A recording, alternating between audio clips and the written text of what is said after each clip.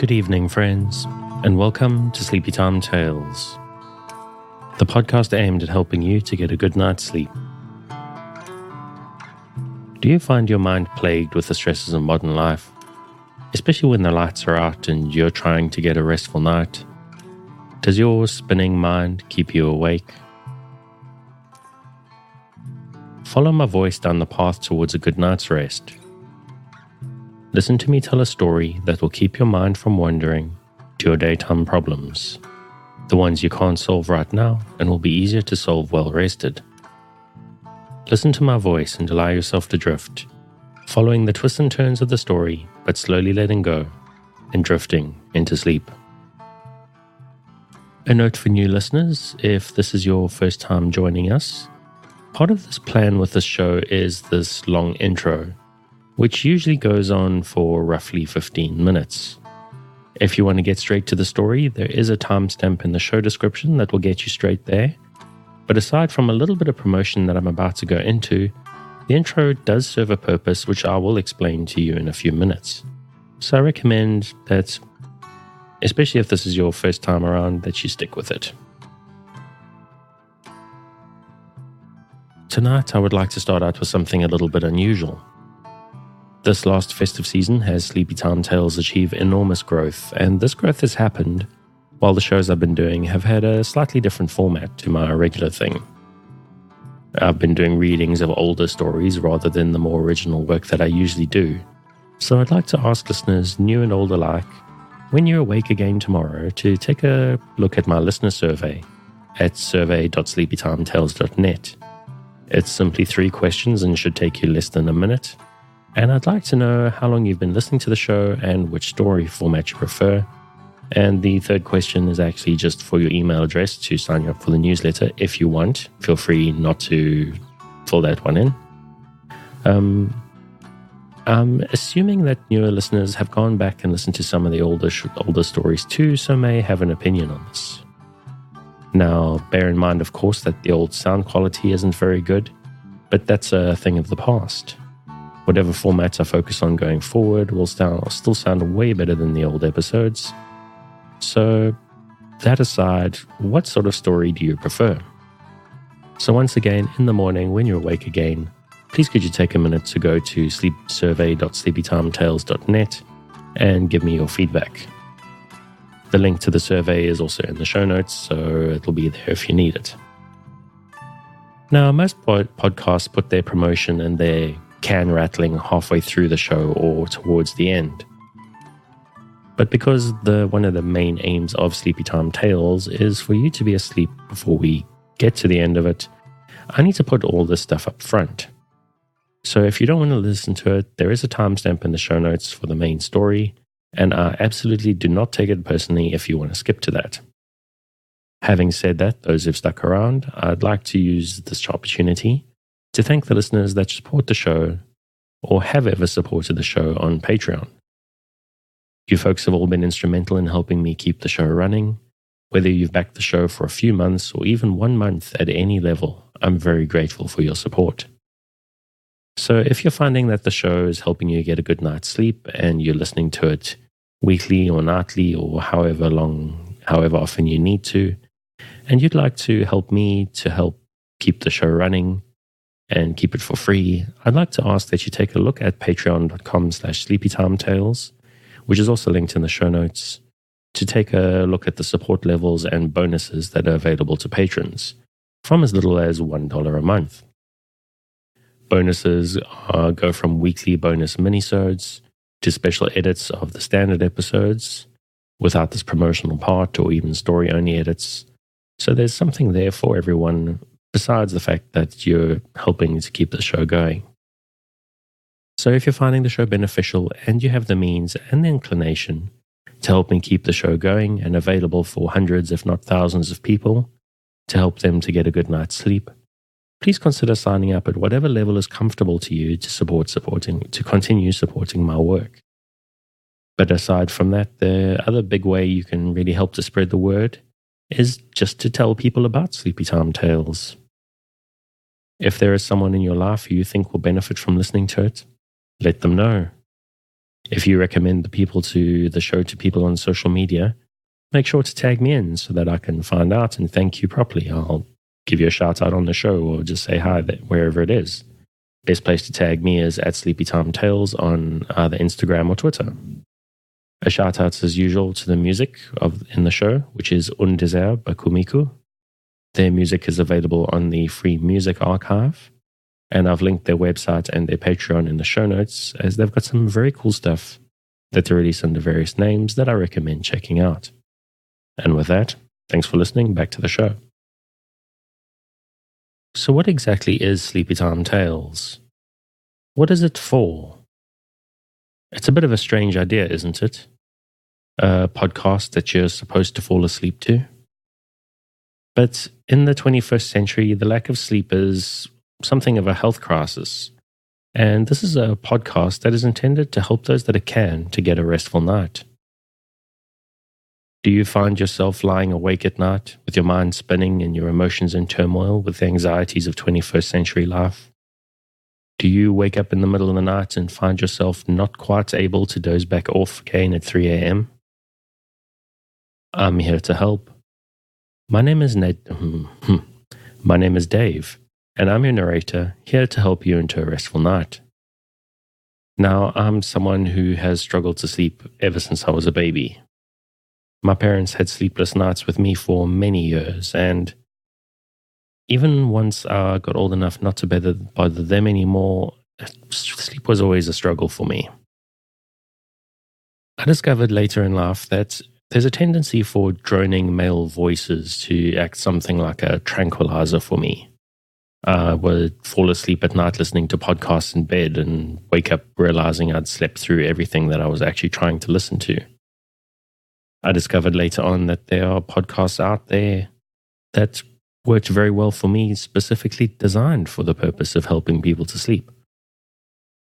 But when I recommended them to others, not everybody enjoyed them for various reasons. I realized that different people have different needs and different tastes when it comes to helping them sleep. So I thought I would use my boring, droning male voice to do my part and see if there were people out there I could help. Now, as I said up top, there's the purpose for this long intro. There's a couple of purposes for it, actually. The first one is to explain the basic structure of the show to new listeners. And to explain that, to try to explain what the purpose of the show is. And there's a secondary purpose as well, which is aimed more at people who've been listening to the show for a while. For a lot of them, this whole intro, this 15-odd minutes, however long it takes, is almost part of the process that they have to help them to sort of prepare their minds and prepare their mindset and get into the habits that help us develop ability to sleep, especially if we've struggled to sleep for long periods in our life. What we're trying to do here is build a space together. So this intro, before we get to the story, is there to just sort of help you wander around. It's to run in the background and sort of while you brush your teeth and get your environment comfortable for you to sleep. It's basically for that. Now, as far as I know, there's a couple of different ways for people to engage with the show. For me, when I listen to my podcast at night, I need something with an actual story that I can listen to. Something that I can just focus my mind on a little bit to stop it from spinning out into the stresses and anxieties that are part and parcel of 21st century life. I need something to focus on just enough not to resist sleep when it comes creeping up on me. Some people have something a little bit more primal. They need some droning background noise. Some people like the sound of the rain or sound of waves, and some people need it's helpful to have a droning male baritone run in the background. Now, I was hoping to have a new original story written for tonight's episode, but for various reasons that didn't work out, so I've got another reading of a very fascinating story that I definitely recommend that people take a look at. once we're done with tonight's episode. We'll wake up tomorrow and look it up. It's from In Search of the Unknown by Robert William Chambers. Sort of semi-Lovecraftian type story. Doesn't get into anything too weird in the bit that I read tonight, but it's going in an interesting direction that I think a lot of people will be fascinated by. But now, whatever the story is and however you're engaging with it, the main thing is it's important that you don't try to force sleep. Keep a light mental grip on the story or the sound in the background, and allow the need for sleep to come for you when it's ready and when you're ready.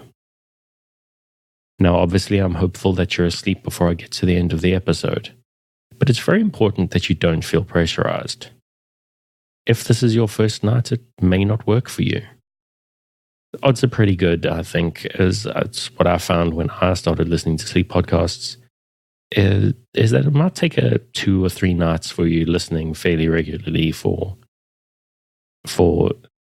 this sort of habit to start to develop.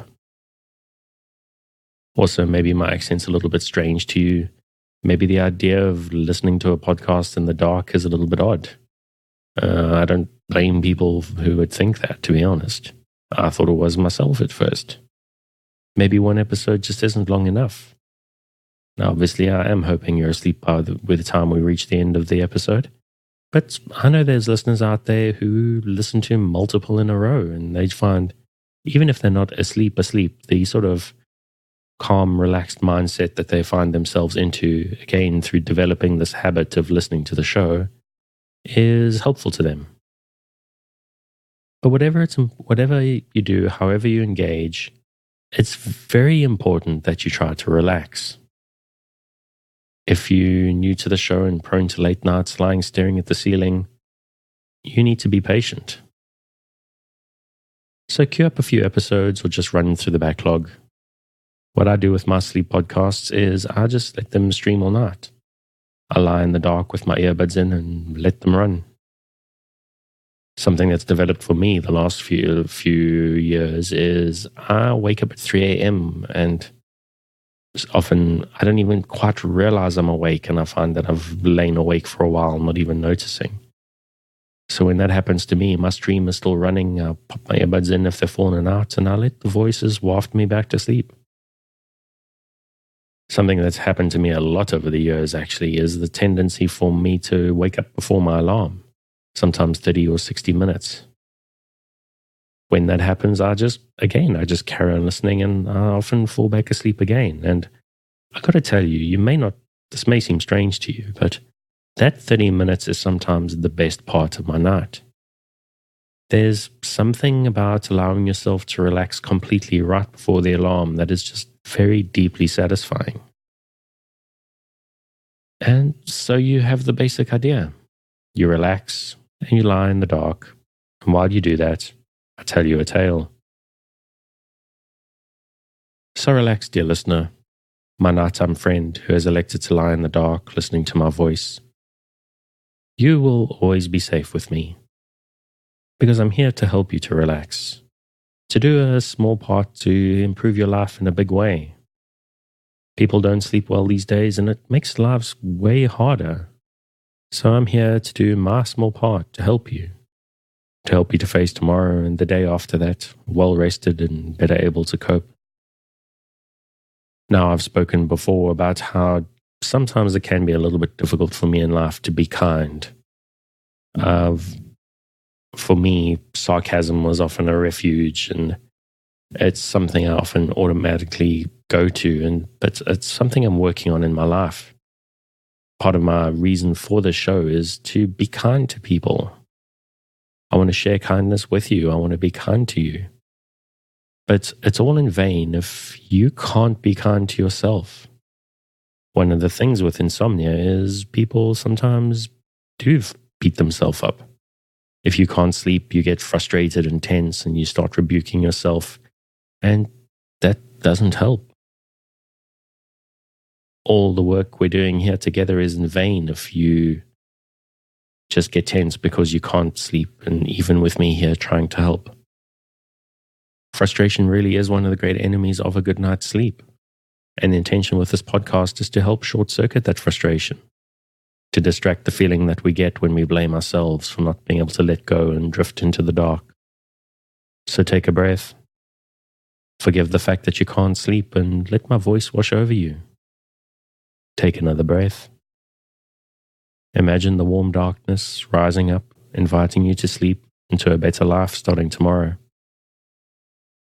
And if you can't let go, forgive yourself and we'll try again tomorrow. If you've had a life of insomnia, sleep can feel something like an enemy. But it's not your enemy. It's a natural process that we've been pulled away from by stress and life, and supposed progress shining bright lights in our eyes at all hours. So I'm here to work with you, to create a safe space, a cocoon in which you can curl up and allow nature to take its course. So if you're still with me, thank you for staying. If you're already asleep, we'll chat again soon. And of course, you aren't hearing me, except maybe in a dream.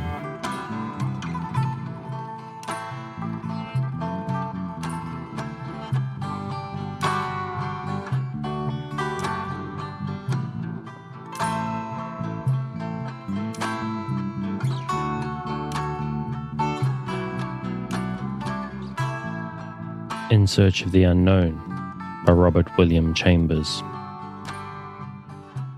To my dear friend E. Legrand Beers. My dear Legrand, you and I were early drawn together by a common love of nature. Your researches into the natural history of the tree toad, your observations upon the mud turtles of Providence Township, your experiments with freshwater lobster, all stimulated my enthusiasm in a scientific direction, which has crystallized in this helpful little book dedicated to you. Pray accept it as an insignificant payment on account for all I owe to you. The author. Preface. It appears to the writer that there's urgent need of more nature books, books that scrape clear of fiction and which display only the carefully articulated skeleton of fact. Hence this little volume, presented with some hesitation and more modesty. Various chapters have, at intervals, appeared in the pages of various publications.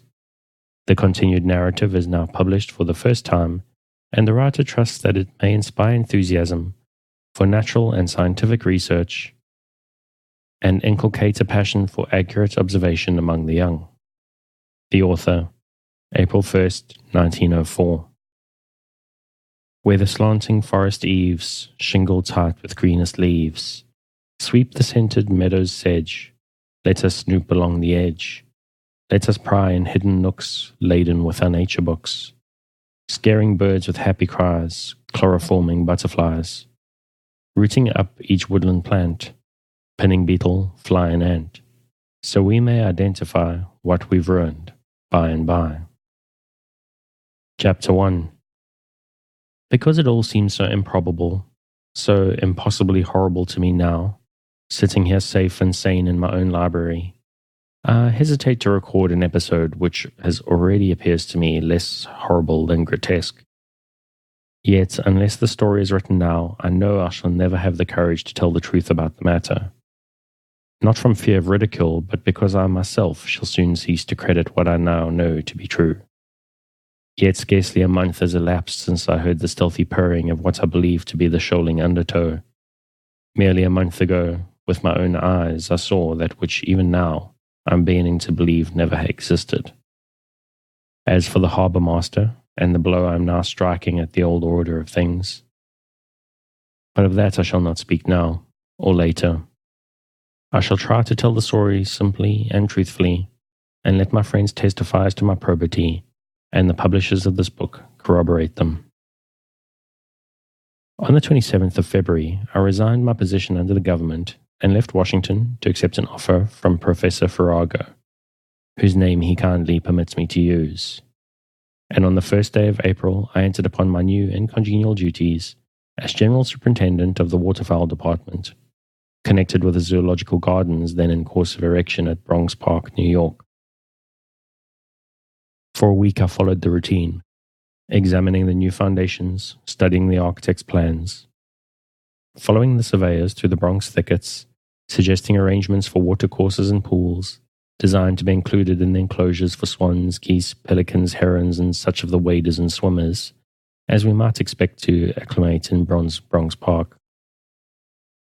It was at that time the policy of the trustees and officers of the zoological gardens neither to employ collectors nor to send out expeditions in search of specimens. The society decided to depend upon voluntary contributions, and I was always busy, part of the day, in dictating answers to correspondents who wrote offering their services as hunters of big game, collectors of all sorts of fauna, trappers, snarers, and also to those who offered specimens for sale, usually at exorbitant rates. To the proprietors of five-legged kittens, mangy lynxes, moth-eaten coyotes, and dancing bears, I returned courteous but uncompromising refusals, of course, first submitting all such letters, together with my replies, to Professor Farrago. One day, towards the end of May, however, just as I was leaving Bronx Park to return to town, Professor Lassard, of the Reptilian Department, called out to me that Professor Farrago wanted to see me a moment. So I put my pipe into my pocket again and retraced my steps to the temporary wooden building occupied by Professor Farrago, General Superintendent of the Zoological Gardens. The professor, who was sitting at his desk before a pile of letters and replies submitted for approval by me, pushed his glasses down and looked over them at me with a whimsical smile that suggested amusement, impatience, annoyance, and perhaps a faint trace of apology. "Now here's a letter," he said with a deliberate gesture towards a sheet of paper impaled on a file. "A letter that I suppose you remember." He disengaged the sheet of paper and handed it to me. "Oh yes," I replied with a shrug. "Of course, the man is mistaken, or what?" demanded Professor Farrago, tranquilly wiping his glasses. "Or a liar," I replied. After a silence, he leaned back in his chair and bade me read the letter to him again, and I did so with a contemptuous tolerance for the writer, who must have been either a very innocent victim or a very stupid swindler. I said as much to Professor Farrago, but to my surprise he appeared to waver. "I suppose," he said with his nearsighted, embarrassed smile, "that 999 men in 1,000 would throw that letter away and condemn the writer as a liar or a fool." "In my opinion," said I, "he's one or the other." "He isn't, in mine," said the professor placidly. "What?" I exclaimed. "Here is a man living all alone on a strip of rock and sand, between the wilderness and the sea, who wants you to send somebody to take charge of a bird that doesn't exist." "How do you know that the bird in question does not exist?" "It is generally accepted," I replied sarcastically, "that the great auk has been extinct for years. Therefore I may be pardoned for doubting that our correspondent possesses a pair of them alive." "Oh, you young fellows," said the professor, smiling wearily. "You embark on a theory for destinations that don't exist." He leaned back in his chair, his amused eyes searching space for the imagery that made him smile. "Like swimming squirrels, you navigate with the help of heaven and a stiff breeze. But you never land where you hope to, do you?" Rather red in the face, I said, "Don't you believe the great auk to be extinct?" "Audubon saw the great auk." "Who has seen a single specimen since?" "Nobody, except our correspondent here," he replied, laughing. I laughed too, considering the interview at an end. But the professor went on coolly. "Whatever it is that our correspondent has, and I am daring to believe that it is the great auk itself, I want you to secure it for the society." When my astonishment subsided, my first conscious sentiment was one of pity. Clearly, Professor Farrago was on the verge of dotage. Oh, what a loss to the world. I believe now that Professor Farrago perfectly interpreted my thoughts, but he betrayed neither resentment nor impatience. I drew a chair up beside his desk. There was nothing to do but to obey, and this fool's errand was none of my conceiving. Together we made out a list of articles necessary for me and itemized the expenses I might incur, and I set a date for my return, allowing no margin for a successful termination to the expedition. Never mind that, said the professor. What I want you to do is get these birds here safely. Now, how many men will you take? None, I replied bluntly. It is a useless expense unless there is something to bring back. If there is, I'll wire you, you may be sure. Very well, said Professor Farrago good-humouredly. You shall have all the assistance you may require. Can you leave tonight? The old gentleman was certainly prompt. I nodded half sulkily, aware of his amusement. So, I said, picking up my hat, I'm just out north to find a place called Black Harbour, where there's a man named Helyard who possesses, among other household utensils, 2 extinct great auks. We were both laughing by this time. I asked him why on earth he credited the assertion of a man he had never before heard of. I suppose, he replied with the same half-apologetic, half-humorous smile. It is instinct. I feel somehow that this man Helyard has got an auk, perhaps 2. I can't get away from the idea that we are on the eve of acquiring the rarest of living creatures. It is odd for a scientist to talk as I do. Doubtless you're shocked. Admit it now. But I was not shocked. On the contrary, I was conscious that the same strange hope that Professor Farrago cherished was beginning, in spite of me, to stir my pulses too. If he has, I began, then stopped. The professor and I looked hard at each other in silence. Go on, he said encouragingly. But I had nothing more to say, for the prospect of beholding with my own eyes a living specimen of the great auk produced a series of conflicting emotions within me, which rendered speech profanely superfluous. As I took my leave, Professor Farrago came to the door of the temporary wooden office and handed me the letter written by the man Helyard. I folded it and put it in my pocket as Helyard might require it for my own identification. How much does he want for the pair? I asked. $10,000. Don't demur. If the birds are really, I know, I said hastily, not daring to hope too much. One thing more, said Professor Farrago gravely.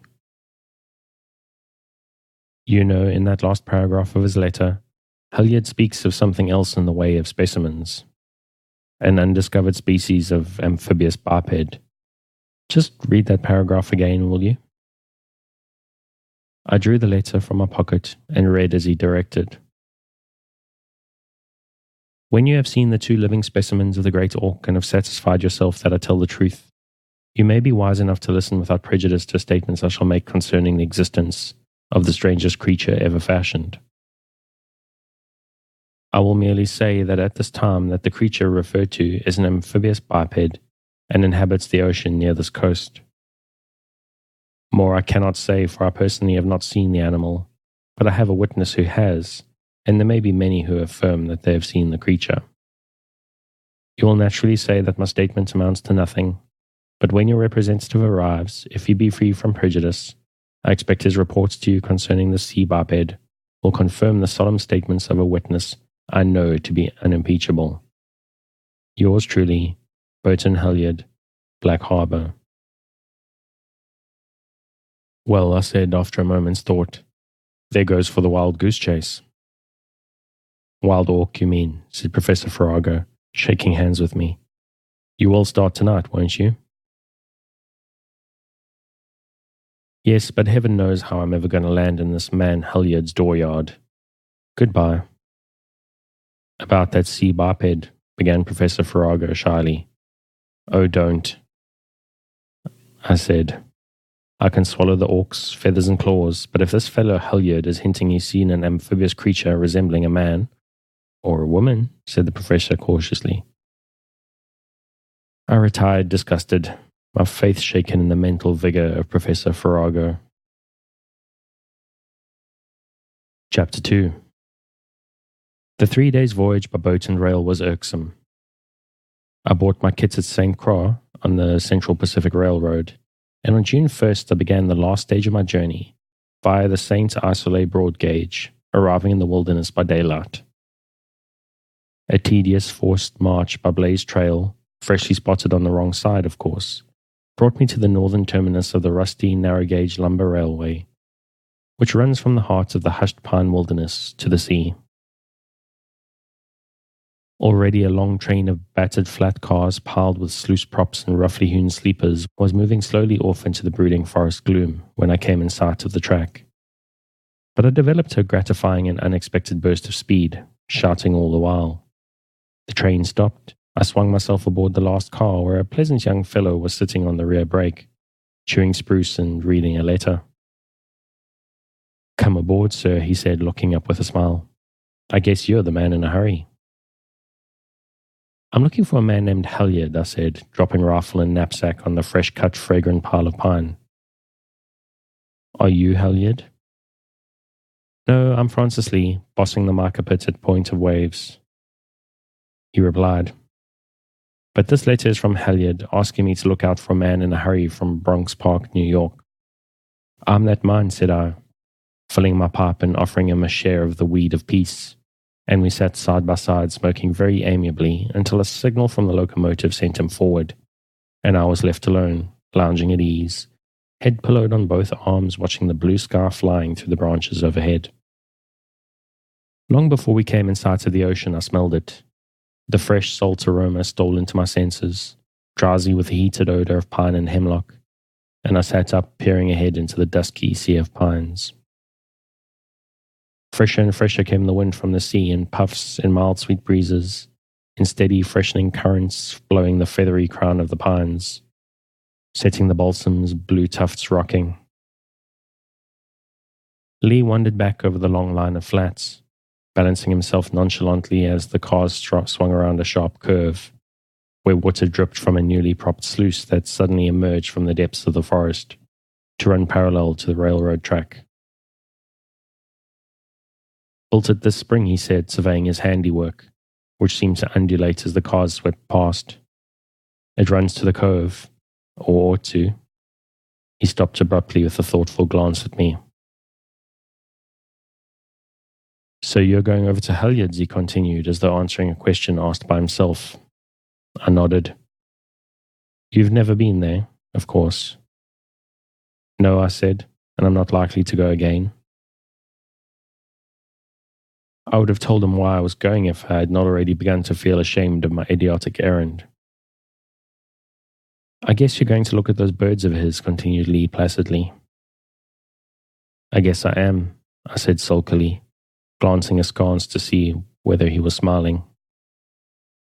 But he only asked me, quite seriously, whether a great auk was really a very rare bird, and I told him that the last one ever seen had been found dead off Labrador in January 1870.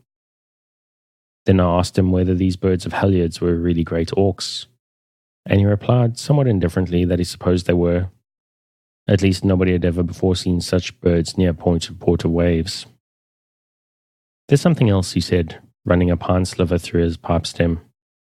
"Something that interests all here more than auks, big or little. I suppose I might as well speak of it, as you are bound to hear about it sooner or later." He hesitated, and I could see that he was embarrassed, searching for the exact words to convey his meaning. "If," said I, "you have anything in this region more important to science than the great auk, I should be very glad to know about it." Perhaps there was the faintest tinge of sarcasm in my voice, for he shot a sharp glance at me and then turned slightly. After a moment, however, he put his pipe into his pocket, laid hold of the brake with both hands, vaulted to its perch aloft, and glanced down at me. "Did you ever hear of the harbour master?" he asked maliciously. "Which harbour master?" I inquired. "You'll know before long," he observed, with a satisfied glance into perspective. This rather extraordinary observation puzzled me. I waited for him to resume, and as he did not, I asked him what he meant. "If I knew," he said, "I'd tell you. But come to think of it, I'd be a fool to go into details with a scientific man. You'll hear about the harbour master. Perhaps you will see the harbour master. In that event, I should be glad to converse with you on the subject." I could not help laughing at his prim and precise manner, and after a moment he also laughed, saying, "It hurts a man's vanity to know he knows a thing that somebody else knows he doesn't know. I'm damned if I say another word about the harbour master until you've been to Halyards." "A harbour master," I persisted, "is an official who superintends the mooring of ships, isn't he?" But he refused to be tempted into conversation, and we lounged silently on the lumber until a long, thin whistle from the locomotive and a rush of stinging salt wind brought us to our feet. Through the trees I could see the bluish-black ocean stretching out beyond black headlands to meet the clouds. A great wind was roaring among the trees as the train slowly came to a standstill on the edge of the primeval forest. Lee jumped to the ground and aided me with my rifle and pack, and then the train began to back away along a curved sidetrack, which Lee said led to the market pit and company stores. "Now what will you do?" he asked pleasantly. "I can give you a good dinner and a decent bed tonight if you like. I'm sure Mrs. Lee would be very glad to have you stop with us as long as you choose." I thanked him but said I was anxious to reach Halyards before dark, and he very kindly led me along the cliffs and pointed out the path. "This man Halyard," he said, "is an invalid. He lives at a cove called Black Harbour, and all his truck goes through to him over the company's road. We receive it here and send a pack mule through once a month. I've met him.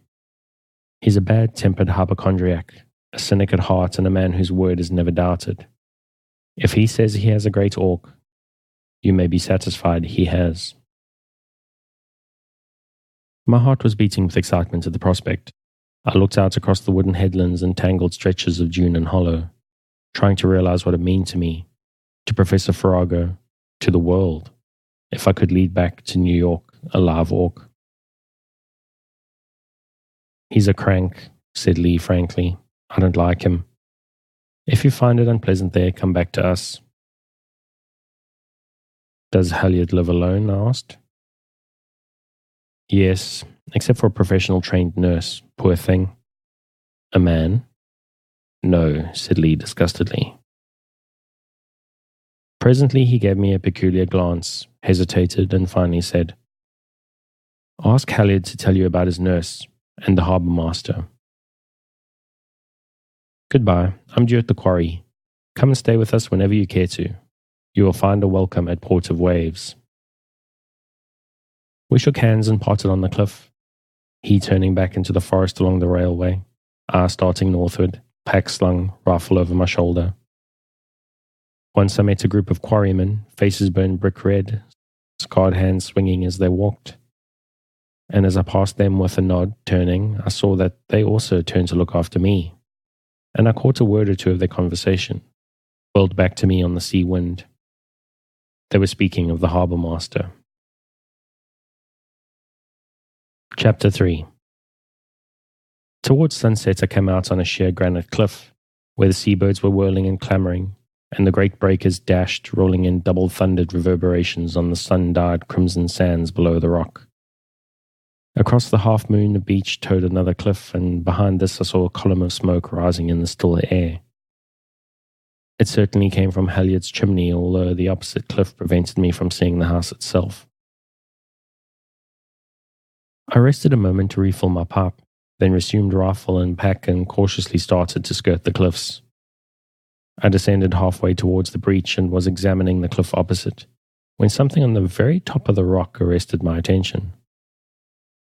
A man darkly outlined against the sky.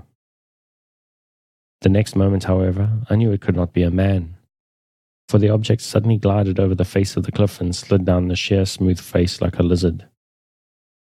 Before I could get a square look at it, the thing crawled into the surf, or at least it seemed to. But the whole episode occurred so suddenly, so unexpectedly, that I was not sure that I'd seen anything at all. However, I was curious enough to climb the cliff on the land side and make my way towards the spot where I imagined I saw the man. Of course, there was nothing there. Not a trace of a human being, I mean. Something had been there. A sea otter possibly, for the remains of a freshly killed fish lay on the rock, eaten to the backbone and tail. The next moment below me I saw the house, a freshly painted, trim, flimsy structure, modern and very much out of harmony with the splendid savagery surrounding it. It struck a cheap, nasty note in the noble grey monotony of headland and sea. The descent was easy enough. I crossed the crescent beach, hard as pink marble, and found a little trodden path among the rocks that led to the front porch of the house. There were two people on the porch. I heard their voices before I saw them, and when I set my foot upon the wooden steps, I saw one of them, a woman, rise from her chair and step hastily towards me. "Come back," cried the other, a man with smooth-shaven, deeply lined face and a pair of angry blue eyes, and the woman stepped back quietly, acknowledging my lifted hat with a silent inclination. The man, who was reclining in the invalid's rolling chair, clapped both large pale hands to the wheels and pushed himself out along the porch. He had shawls pinned about him, an untidy drab-coloured hat on his head, and when he looked down on me, he scowled. "I know who you are," he said in his acid voice. "You're one of the zoological men from Bronx Park. You look like it anyway." "It is easy to recognize you from your reputation," I replied, irritated at his discourtesy. "Really?" he replied, with something between a sneer and a laugh. "I'm obliged for your frankness. You're after my great orcs, are you not?" "Nothing else would have tempted me to this place," I replied sincerely. "Thank heaven for that," he said. "Sit down a moment. You've interrupted us." Then, turning to the young woman, who wore the neat gown and tiny cap of a professional nurse, he bade her resume what she had been saying. And she did so with a deprecating glance at me, which made the old man sneer again. "It happened so suddenly," she said in a low voice, "that I had no chance to get back. The boat was drifting in the cove. I sat in the stern reading, both oars shipped and the tiller swinging. Then I heard a scratching under the boat, but I thought it might be seaweed, and next moment came those soft thumpings, like the sound of a big fish rubbing its nose against a float." Halliard clutched the wheels of his chair and stared at the girl in grim displeasure. "Didn't you know enough to be frightened?" he demanded. "No, not then," she said, colouring faintly. "But when, after a few moments, I looked up and I saw the harbour master running up and down the beach, I was horribly frightened." "Really?" said Halliard sarcastically. "It was about time." Then turning to me, he rasped out, "And that young lady was obliged to row all the way to Port of Waves and call to Lee's quarrymen to take her boat in." Completely mystified, I looked from Halliard to the girl, not in the least comprehending what all this meant. "That will do," said Halliard ungraciously, which curt phrase was apparently the usual dismissal for the nurse. She rose and I rose, and she passed me with an inclination, stepping noiselessly into the house. "I want beef tea," bawled Halliard after her, and he gave me an unamiable glance. I was a well-bred man, he sneered. "I'm a Harvard graduate too, but as I live as I like, and I do what I like, and I say what I like." "You're certainly not reticent," I said, disgusted. "Why should I be?" he rasped. "I pay that young woman for my irritability. It's a bargain between us." "In your domestic affairs," I said, "there is nothing that interests me. I came to see those orcs." "You probably believe them to be razor-billed orcs," he said contemptuously, "but they're not. They're great orcs." I suggested that he permit me to examine them, and he replied indifferently that they were in a pen in his backyard, and that I was free to step around the house when I cared to. I laid my rifle and pack on the veranda and hastened off with the mixed emotions, among which hope no longer predominated. No man in his senses would keep such two precious prizes in a pen in his backyard, I argued. And I was perfectly prepared to find anything from a puffin to a penguin in that pen. I shall never forget, as long as I live, my stupor of amazement when I came to the wire-covered enclosure.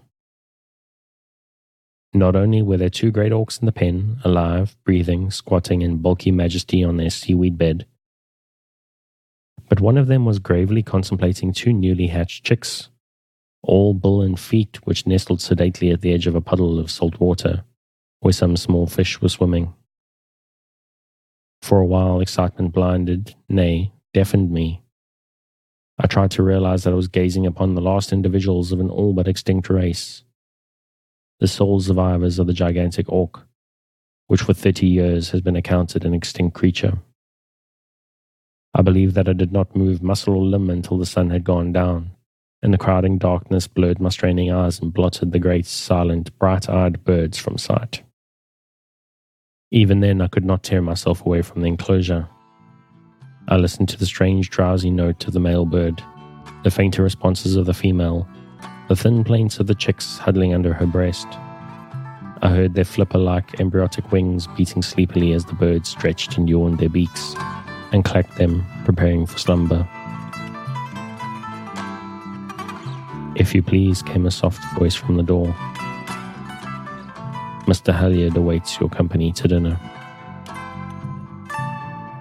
Thanks again for joining me on this episode of Sleepytime Tales, the podcast designed around a bedtime story to help you to get a restful night. New episodes will be released every Sunday night to give you something fresh to help you rest in a new week. But make sure to subscribe in whatever service you use so that you get new episodes whenever they come out. A reminder that the music for tonight is Un Désert by Kumiku. Check out more of their work on their website and their Patreon, which you will find linked in the show notes. Good night and sweet dreams.